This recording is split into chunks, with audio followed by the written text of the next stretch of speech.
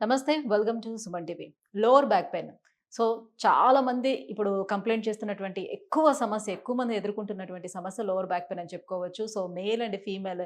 So, కేవలం ఫీమేల్‌లో ఎక్కువ మందిలో మనం చూస్తామని చెప్పుకుంటున్నామే కానీ, ఇప్పుడున్నటువంటి సిట్యుయేషన్‌లో మేల్ అండ్ ఫీమేల్ ఇద్దరిలో కూడా ఎక్కువగా లోవర్ బ్యాక్ పెయిన్ అనేది చూస్తూ ఉన్నాం. సో, ఎందుకు ఇంత ఎక్కువగా పెరుగుతుంది? ఏ కారణంతోటి ఈ లోవర్ బ్యాక్ పెయిన్ అనేది వస్తూ ఉంటుంది? సో, దీనికి శస్త్రచికిత్స అనేది అవసరమే లేకుండా మనకి పీఆర్‌పీ ట్రీట్‌మెంట్ తోటి ఏ రకంగా నయం జేసుకోవచ్చు? సో, ఈ విషయాలపై మాట్లాడేందుకు మనతో పాటు ఉన్నారు doctor Sudheer Dhara garu from Epione pain management Dilsukhnagar. Hello sir. Hi. Sir, ఒకప్పుడు లోవర్ బ్యాక్ పెయిన్ అనేసరికల్లా అందరికీ అమ్మాయిలే గుర్తొచ్చేవారు. సో, అమ్మాయిలకి ఎక్కువగా back pain, lower back pain వచ్చేది. సో, రకరకాల కాంప్లికేషన్స్ వాళ్ళలో ఉంటాయి కాబట్టి అని. ఇప్పుడు చూస్తే సో, ప్రతి ఒక్క అబ్బాయిలు గూడా అండ్ యంగ్‌స్టర్స్ గూడా లోవర్ బ్యాక్ పెయిన్ కంప్లెయింట్ జేస్తున్నారు. So, what is the reasons first of all మాట్లాడుకుందాం. ఫస్ట్ ఆఫ్ ఆల్ లో బ్యాక్ పెయిన్తో సఫర్ అయ్యే వాళ్ళందరూ కూడాను వాళ్ళ బ్యాక్ని శ్రద్ధగా వాడడం లేదు. అదే రీజన్.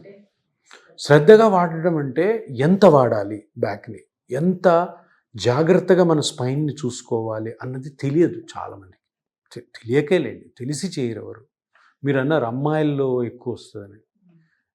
మహిళల్లో అంటే పర్టికులర్గా మ్యారేజ్ అయిపోయిన తర్వాత, మ్యారేజ్ వరకు పిల్లలు ఆటలు ఇట్లా ఆడుతుంటే పెద్దగా ఉంటే అందులో కూడా చాలామందికి వస్తాయి. మ్యారేజ్ అయిన తర్వాత జనరల్గా బ్యాక్ పెయిన్కి కారణాలు over use of the spine. ఇప్పుడు ఒక హౌస్ వైఫ్ ఉంది, లేదు ఇంకొక సెగ్మెంట్లో working women. So working women పొద్దున 6కి లేసి 9-10 వరకు పనులు, తర్వాత ట్రావెల్, జాబు, ఇంటికి రావాలి, మళ్ళీ వెళ్ళి పని చేయాలి, 11 రోజులు పడుకోవాలి. ఇంత యూసేజ్ స్పైన్కి మంచిది కాదు. ఎవరు దాన్ని ఏం చేయలేరు మీరు ఆ జాగ్రత్త తీసుకోకపోతే. హౌస్ వైఫ్ పొద్దున్న 6 లేసి రాత్రి 11 వరకు నిలబడే ఉంటారు. ఇటు అటు తిరగడం, ఇటు పని ఉన్నా తిరగడమే, పని లేకపోయినా తిరగడమే, కూర్చోరు, రెస్ట్ తీసుకోరు. సో ఇవి బేసికలీ అండర్స్టాండ్ చేసుకోవాల్సిన విధానాలు. స్పైన్ ఎక్కువ యూజ్ చేస్తే బ్యాక్ పెయిన్ వస్తుంది. అసలు ఏ స్ట్రక్చర్స్ జనరల్గా ఇన్వాల్వ్ అవుతాయి? First and foremost reason back పెయిన్కి మజిల్ ప్రాబ్లం. స్పైన్ మీ వెనకాల చాలా మజిల్స్ ఉంటాయి కదా స్పైన్లో. స్పైన్ చుట్టూ కవర్ ప్రొటెక్షన్ కోసము ఎరెక్టార్ స్పైన్ అనే పెద్ద పెద్ద మజిల్స్ ఉంటాయి. ఈ మజిల్ స్ట్రెయిన్ అవుతుంది ఫస్ట్. అందరూ ఏమనుకుంటారు బ్యాక్ పెయిన్ అనగా నాకు సయాటికా, నాకు డిస్క్ ప్రొలాప్స్ అంటారు. కాదు. First and foremost main reason back పెయిన్కి ఏంటంటే మజిల్. ఈ ఎరెక్టార్ స్పైన్ మజిల్ స్ట్రెయిన్ అవుతాయి. ఆ స్ట్రెయిన్ ఎందుకు అవుతాయి? ఓవర్గా చేయడం వల్ల. అంటే మజిల్ వీక్ అయినప్పుడే తొందరగా ఫ్రాక్చర్స్ కూడా అవుతాయా? ఫ్రాక్చర్ కాదు, ఫ్రాక్చర్ అనేది వేరే ఇష్యూ. బ్యాక్ పెయిన్లో ఫ్రాక్చర్స్ ఉండవు. బ్యాక్ పెయిన్లో స్పైన్ ఫ్రాక్చర్ అవ్వాలంటే పెద్ద యాక్సిడెంట్ అవ్వాలి. సో బ్యాక్ పెయిన్ నాకు నడుము నొప్పి, ఎప్పుడైనా పడిపోయినప్పుడు అది వేరు. తొందరగా ఇరిగిపోతున్నాయని అంటారు కదా. అది ఇరిగిపోవడం అంటే స్పైన్ ఇరగాల, స్పైన్లో వర్టిబుల్ బాడీస్ ఉంటాయి, అవి ఇరగాల. అది కాదు మనం మాట్లాడేదంతా కూడాను బ్యాక్ పెయిన్. నాకు బ్యాక్ పెయిన్ ఉంది, ఈరోజు బ్యాక్ పెయిన్ ఉంది, జాబ్కి వెళ్ళలేదు, ట్యాబ్లెట్లు వేసుకున్నాను, మసాజ్ చేసుకున్నాను, ఫిజియోథెరపీకి వెళ్ళాను. సో ఫస్ట్ థింగ్ వచ్చేసేసి మజిల్స్. ఈ మజిల్స్ ఎక్కడ ఉంటాయి? ఇప్పుడు ఇది స్పైన్ కదా, ఇదంతా బోన్స్, మధ్యలో స్పైనల్ కార్డు, పక్కన నర్వ్స్ పోతుంటాయి, దీనిపైన ఉంటాయి మజిల్స్. ఇక్కడి నుంచి స్టార్ట్ అయ్యి తల వరకు వెళ్తాయి. ఆ మజిల్ స్ట్రెయిన్ అన్నది ఎక్కువ, అంటే దగ్గర 60% పెయిన్స్ ఈ మజిల్స్ వల్ల వస్తాయి. సో మజిల్ పెయిన్ అన్నది చాలా జాగ్రత్తగా ఎవాల్యుయేట్ చేసి కనుక్కోవాలి. ప్రతి ఒక్కరు కూడా డిస్క్ ప్రొలాప్స్ అని చెప్పి డిస్క్ మీద ఆపరేషన్ చేసుకోవడము, ఇంజెక్షన్ చేసుకోకూడదు అట్లా. So muscle is the first. Second, ఇప్పుడు ఈ బోన్స్ ఉన్నాయి కదమ్మా, ఇక్కడ 33 బోన్లు ఉంటాయి మనకి. ఒక బోన్కి మధ్యలో డిస్క్ ఉంటుంది. డిస్క్ వెనకాలే నర్వ్ ఉంటుంది. ఈ డిస్క్ బయటకు వచ్చి ఈ నర్వ్ మీద కంప్రెషన్ పడింది అనుకో, ఈ నర్వ్ వాస్తుంది, స్వెల్ అవుతుంది. దీన్ని డిస్క్ ప్రొలాప్స్ అంటారు. లేదంటే మామూలు మనం అనుకున్నమాట సయాటికా. అప్పుడే నొప్పి ఎట్లుంటుంది? నడుము నుంచి కాలు వరకు వెళ్తుంది. ఇప్పుడు చూడండి, ఇక్కడ చూడండి డిస్క్, ఇది ఎర్రగా అయింది చూసారా, ఇది వాసింది నరం, ఇక్కడ వాయలేదు.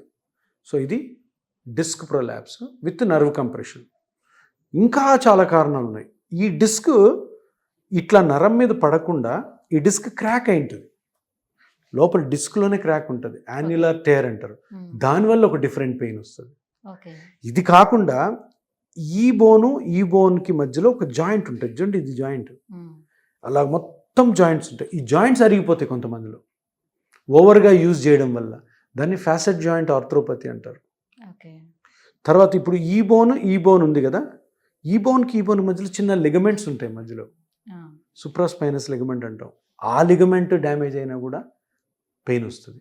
అంటే కేవలం డిస్క్ సమస్యలు మాత్రమే కాదు, ఇదే నేను అది చెప్పడం కోసం. ఎందుకంటే పాతకాలంలో డిస్క్ నడుము నొప్పి అంటే డిస్క్ సర్జరీ, నడుము నొప్పి అనగానే ఎంఆర్ఐది కానీ డిస్క్ బయట ఉంటుంది. ఆ డిస్క్ వల్ల నొప్పి వస్తుందా లేదా తెలుసుకోకుండా కూడాను ఆపరేషన్ జరుగుతుంది, ఇప్పుడు జరుగుతుంది. ఈ కారణం అంటే ఏ దాని వల్ల అయితే నొప్పి వస్తుంది అన్నది కనుక్కునే మెషిన్స్ ఇప్పుడు వచ్చాయి. ఇపియాన్లో స్కానింగ్ మెషిన్స్ ఉన్నాయి. సూపర్. సో ఇప్పుడు నేను మజిల్ అన్నాను, నువ్వు మజిల్ ప్రాబ్లం ఉందని ఎంఆర్ఐకి వెళ్ళండి, ఏం బయటపడదు, నార్మల్ వస్తుంది.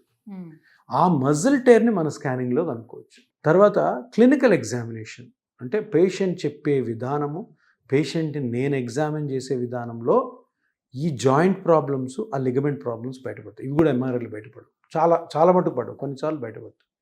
ఎంఆర్ఐలో బయటపడేవి ఏంటి? డిస్క్ ప్రొలాప్స్ అయ్యి నర్వ్ కంప్రెషన్ ఉంటే కనపడుతుంది.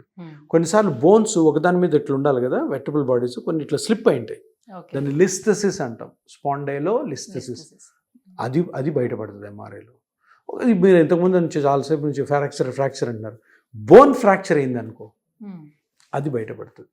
ఈ కండిషన్స్ తప్ప మిగతా వాటిలో చాలా వాటికి ఎంఆర్ఐలో తెలియదు. చాలా తెలిస్తే చాలా తెలియదు. ఆ తెలియనప్పుడు మనం మిస్గైడ్ అవుతాం. మిస్గైడ్ అయ్యి అనవసరంగా సర్జరీస్ కొన్నిసార్లు జరుగుతుంటాయి. సో ఇప్పుడు చాలా టెక్నిక్స్ వచ్చాయి, స్కానింగ్స్ తోటి, పేషెంట్ ఎగ్జామిన్ చేసే విధానంతో టెక్నిక్స్ వచ్చాయి. ఆ ప్రతి స్ట్రక్చర్ డ్యామేజ్ వల్ల వచ్చే నొప్పికి ట్రీట్మెంట్స్ వచ్చాయి. ఏంటి? నాన్ సర్జికల్, ఆపరేషన్ లేకుండా.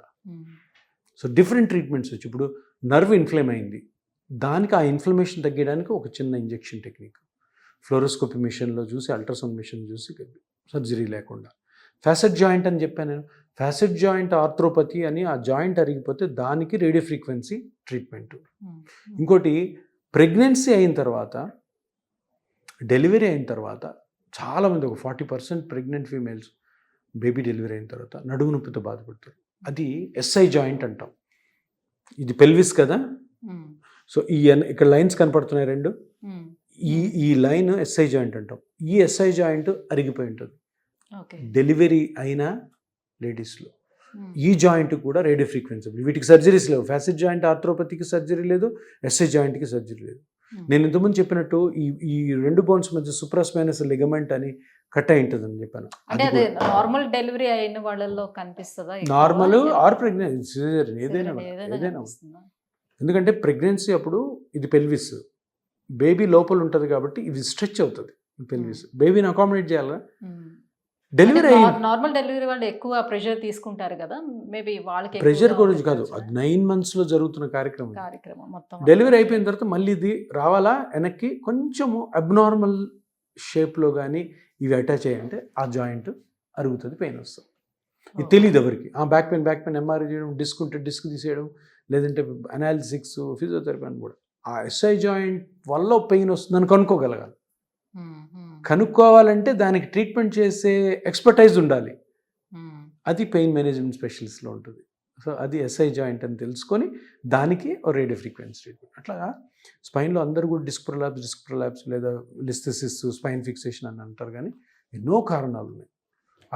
మరి దాన్ని ట్రీట్ చేస్తారు. ఇప్పుడు మజిల్ పెయిన్ ఉండేటప్పుడు ఏ రకంగా ట్రీట్ చేస్తారు, అండ్ డిస్క్ ఇష్యూస్ ఉండేటప్పుడు ఎలా ట్రీట్ చేస్తారు? First of all diagnosis. Muscle ఇప్పుడు ఎరెక్టర్ స్పైన్ అని పెద్ద మజిల్ ఉంటుంది, ఇక్కడ నుంచి స్టార్ట్ అవుద్ది, ఈ తల దగ్గర కట్టుకో, ఇక్కడ నుంచి ఇక్కడ వరకు. ఆ మజిల్ కానీ పెయిన్ ఉంటే ఫస్ట్ పేషెంట్ ఎట్లా చెప్తున్నాడు, ఇగో ఇలా ఉంది నా పెయిన్, ఇలా ఉంది, ఇలా ఇంక్రీజ్ అవుతుంది, ఇలా తగ్గుతుంది, అది. దాని తర్వాత దానికి సంబంధించిన స్కాన్ ఉంటుంది మన దగ్గర, ఆ స్కాన్ చేయడం ద్వారా అర్థమవుతుంది. అప్పుడు ట్రీట్మెంట్ ఏం చేస్తాం, ఇన్ కేస్ మజిల్ ఏదైనా చిన్న క్రాక్ ఉందనుకోండి, ట్రిగర్ పాయింట్ ఇంజెక్షన్ అని, అక్కడ పిఆర్పి కూడా చేయొచ్చు. అది మజిల్ది. అదే ఫ్యాసెట్ జాయింట్ అయితే రేడియో ఫ్రీక్వెన్సీ అబ్లేషన్, అదే ఎస్ఐ జాయింట్ అయితే దానికి రేడియో ఫ్రీక్వెన్సీ అబ్లేషన్, అదే సుప్రాస్పైనస్ లిగమెంట్ అయితే అక్కడ పిఆర్పి చేయొచ్చు. అట్లా డిఫరెంట్ కండిషన్స్కి ఆ కండిషన్ గుర్తుపట్టడం చాలా ఇంపార్టెంట్. దాని తర్వాత ఈ treatment, injection treatment, no surgery.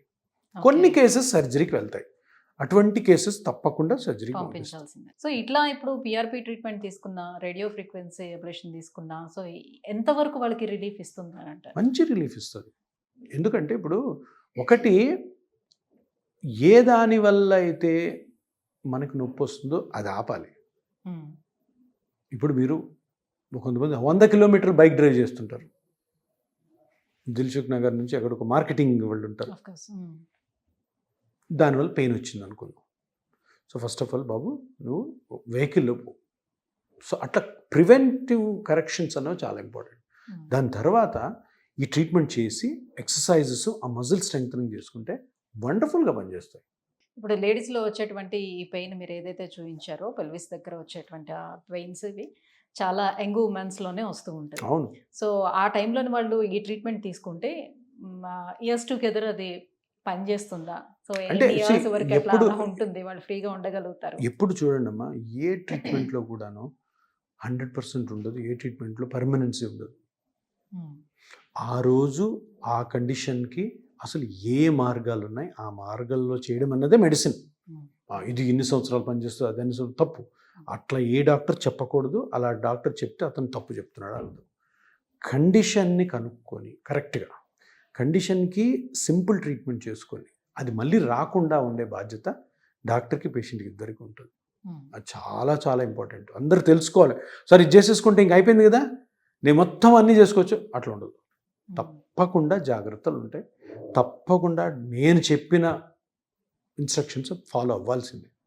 అంటే ఇప్పుడు ఒక టీచర్ ఉంటాడు, తప్పకుండా ఆయన టీచింగ్ జాబ్ చేస్తేనే bread and butter. Teaching job చేస్తూ ఏ జాగ్రత్తలు తీసుకుంటే ఈ ట్రీట్మెంట్ ఎక్సలెంట్గా పనిచేస్తా నేను చెప్తాను.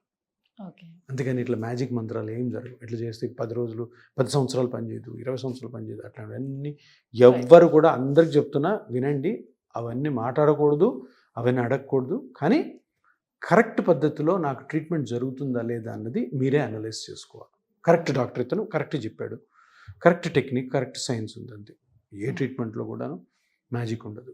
Right. Compare to other clinics Epione pain మేనేజ్మెంట్లోని ట్రీట్మెంట్ డిఫరెన్స్ ఎట్లా ఉంటుంది? అండ్ ఈ పిఆర్పితో పాటుగా సైమల్టేనియస్గా ఇంకా అదర్ ట్రీట్మెంట్స్ కూడా మీరు ఇవ్వడం జరుగుతూ ఉంటుందా?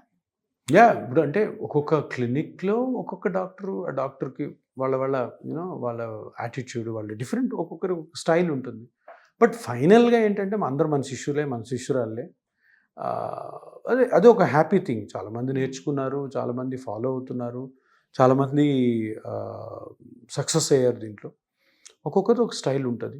బట్ ఓన్లీ థింగ్ ఈజ్ పేషెంట్గా మీరు ఎక్కడికి వెళ్ళాలని మీరు డిసైడ్ చేసుకోవాలి, కరెక్ట్గా కనుక్కొని వెళ్ళాలి. అది ఇంకపోతే డిఫరెంట్ టెక్నిక్స్, డిఫరెంట్ ట్రీట్మెంట్స్ ఏంటి అంటే నేను చెప్పాను ఇంతకుముందు అన్ని జాయింట్స్, స్పైన్, ఒక లిగమెంట్స్, టెండాన్స్, బాడీలో చాలా చాలా ఉన్నాయి.